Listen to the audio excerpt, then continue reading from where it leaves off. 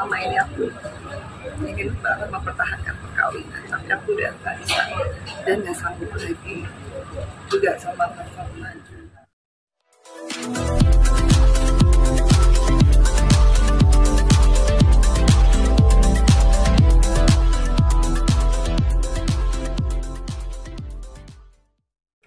Mbak Vena, melayangkan jabatan cerai, Mbak Vena. Silakan. Sejak kapan penderitaan yang kau alami? Ya pasti saya ingin mengucapkan terima kasih sama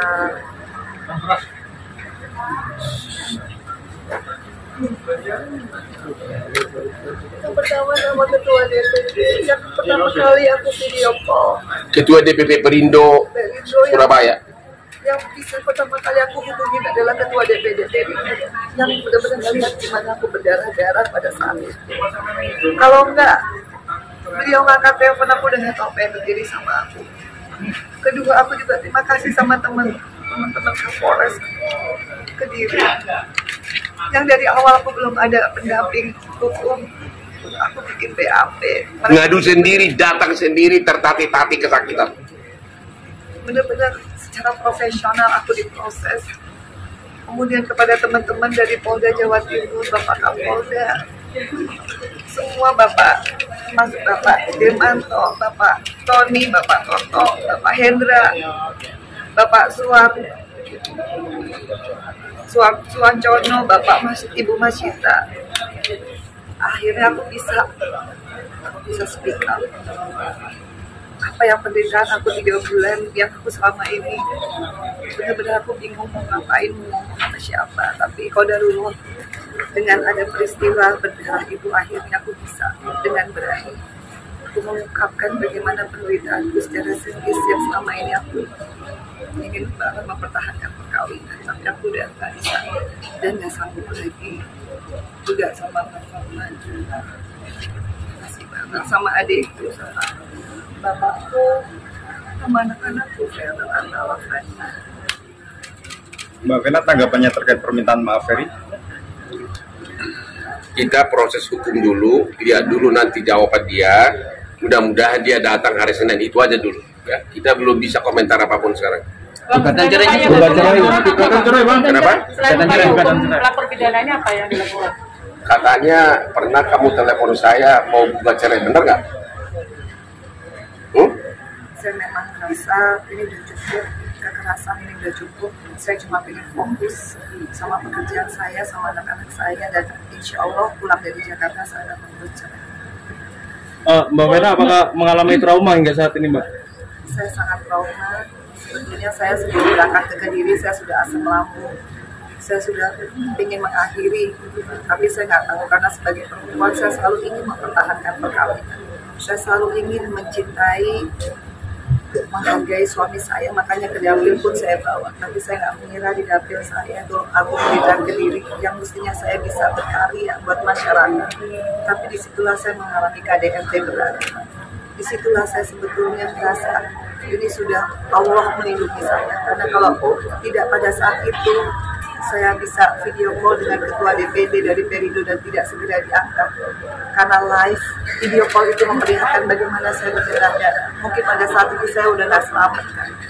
Jadi di BAP Ibu Vena ini cerita bahwa dia sudah stres itu sudah hampir 3 bulan, bukan ya, ini hanya pemicu terbuka borok tersebut.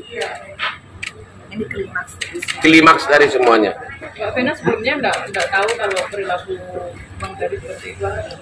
Saya mau tanya, saya kira kamu cinta pertama, ternyata ini sudah wanita yang keberapa dikawinin?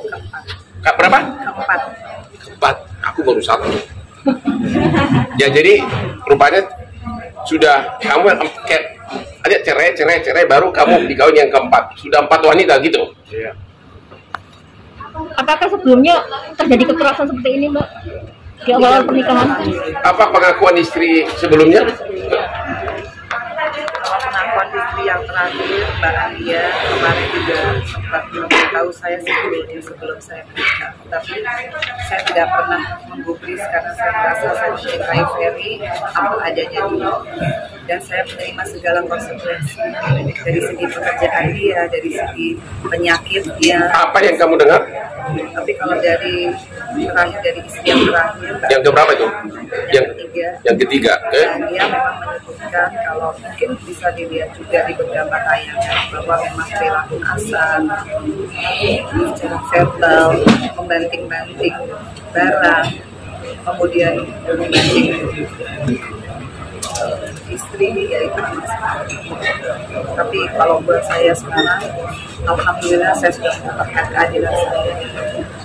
Saya akan terus berjuang karena saya tidak mau lagi kalau saya aja yang bekerja.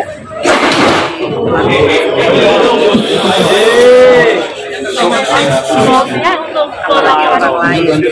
Jadi saya hanya di sini mencari keadilan. Saya tidak ingin lagi ada perempuan di luar sana yang mungkin seperti saya, yang menjadi single mom kemudian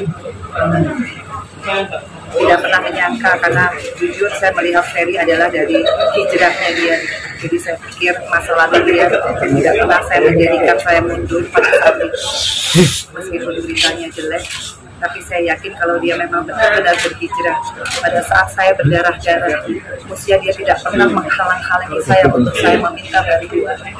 Saya waktu itu berdarah begitu banyak, saya mau ambil handphone saya ditaruh. Saya mau ambil telepon hotel, telepon saya ditaruh. Kemudian saya berhasil keluar. Qadarullah Allah yang membuat saya bisa lari sedemikian kencang. Saya keluar ke koridor hotel. Saya minta tolong. Gak ada yang nolongin, hanya sampai di depan lift saya ketemu sama mbak bagian kebersihan. Di situ dia kaget lihat saya berdarah-darah. Dan memang pada saat itu Ferry menyuruh mbaknya mundur, makanya mbaknya mundur. Tapi sebelum mundur saya udah bilang, mbak tolong panggil polisi, Habis itu saya kembali ke kamar, saya ingat saya ngambil HP yang salah, yang nggak ada WhatsApp-nya. Kemudian saya ambil WhatsApp lagi, saya telepon saya, kemudian dia dorong lagi saya ke tembok, dan di situ saya natap matanya, saya bilang, ingat Ferry, kamu punya ibu perempuan, kamu punya adik perempuan. Disitulah dia seperti tersadar, pupil matanya berubah. Disitulah saya ada kesempatan ngambil handphone. Kemudian saya asal mencet dan yang kepencet video call, dan Mas Didi itulah ketua DPD Perindo yang bisa melihat darah saya karena dia ngangkat, satu-satunya orang yang ngangkat. Dan disitulah Ferry berubah, nggak menyerang saya lagi, karena kalau dia nyerang kan terbukti ya live kan itu video. Di situ saya merasa selamat banget.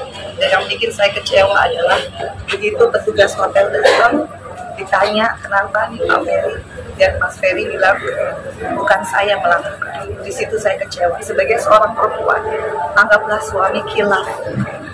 Tapi kalau dia sayang sama istrinya, dia melihat istrinya berdarah-darah, dia tidak akan menghalang-halangi. Kalau dia minta tolong ambulans kayak dokter, tapi di sini saya dihalang-halangi.